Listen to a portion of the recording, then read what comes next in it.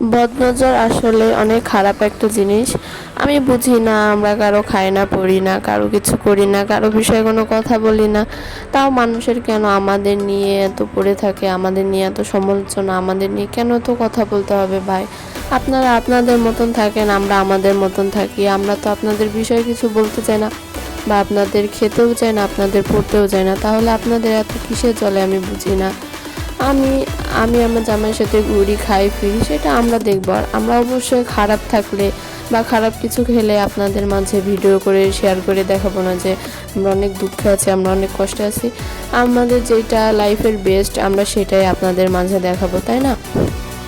তো মানুষকে নিয়ে সমালোচনা না করে নিজের দিকে খেয়াল দিন, নিজেকে নিয়ে ভাবুন। মানুষকে নিয়ে পড়ে থেকে অযথা নিজের লাইফটা নষ্ট করবেন না। তো হ্যালো, আসসালামু আলাইকুম everyone, welcome to my another blog. তো আজকে আমরা চলে গিয়েছিলাম একটু ঘোরাঘুরি করার জন্য।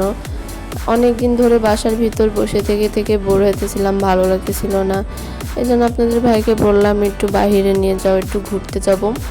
তো তারপরে আমাকে বাইরে নিয়ে গেল। আর এখানে বসে আমি দেখুন কি করতেছি, আমার জামাইয়ের কাছে তো আমি বাইরে গেলে শুধু বকাই খেতে থাকি, বলে যে বাইরে যেয়ে শুধু ছোট মানুষের মতন করো কেন। তো এখানে আমরা খাবার অর্ডার দিয়েছিলাম, খাবার আসতে আর কি 20 মিনিট আধা ঘন্টার মতন টাইম লাগে, ওনারা মেক করে দেয় অর্ডার দেওয়ার পরে। তো এখানে খাবার চলে এসেছিল আর আমি এখানে একটু ভিডিও করতেছিলাম। আর ওদের খাবারটা দেখতে অনেক লোভনীয় লাগতেছিল আর খেতে অনেক বেশি টেস্টি ছিল। তো এখানে আপনার ভাইয়েরও একটু ভিডিও করতেছিলাম, আর ও ভিডিওর সামনে আসতে চায় না, ওর অনেক লজ্জা লাগে। ওকে আমি একটু একটু জোর করে ভিডিওতে নিই আর কি। তো এখানে আমি আবার বলতেছিলাম একটু আমি খাবারটা নিই সামনে, আর একটু ভিডিও করে দাও আমাকে। তো ও আমাকে আবার ভিডিও করে দিতেছিলাম, আর আমি একটু ভাব নিয়ে পোস্টও দিতেছিলাম।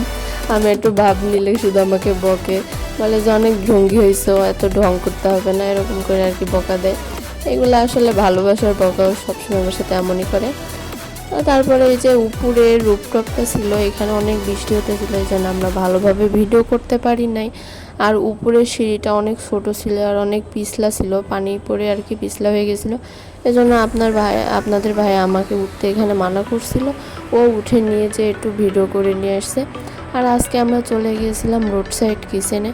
তো এখানকার ডেকোরেশনটা এত সুন্দর, আমার দেখেই মানে অনেক ভালো লাগছে। এখানে আপনারা অনেক সুন্দর সুন্দর ছবি আর ভিডিও করতে পারবেন। আমি অনেক সুন্দর সুন্দর ছবি আর ভিডিও উঠেছি এখানে।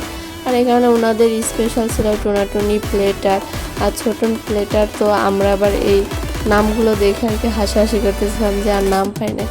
আর এখানে সব থেকে সুন্দর জায়গা আমার এইটা লেগেছে, মনে হচ্ছে যে আমি একদম চাঁদের দেশে চলে এসেছি। আর এখানকার ডেকোরেশনটা এত সুন্দর ছিল, এখানে আপনারা অনেকগুলো ছবি আর ভিডিও উঠাতে পারবেন। আমার পার্সোনালি অনেক সুন্দর লাগছিল। আর এই বিল্ডিংটাই শুধু রোড সাইড কিচেন না, আরও অনেক রেস্টুরেন্ট একসঙ্গে আছে। তো এই যে রোড সাইড কিচেন, আপনারা কে কে গিয়েছেন অবশ্যই কমেন্ট করে জানাবেন, আর যারা যারা জানেন অবশ্যই যাবেন। তো আজকের ভিডিওটা কেমন লাগলো সবাই অবশ্যই কমেন্ট করে জানাবেন। সবাই ভালো থাকবেন, সুস্থ থাকবেন, আর আমাদের জন্য বেশি বেশি দোয়া করবেন।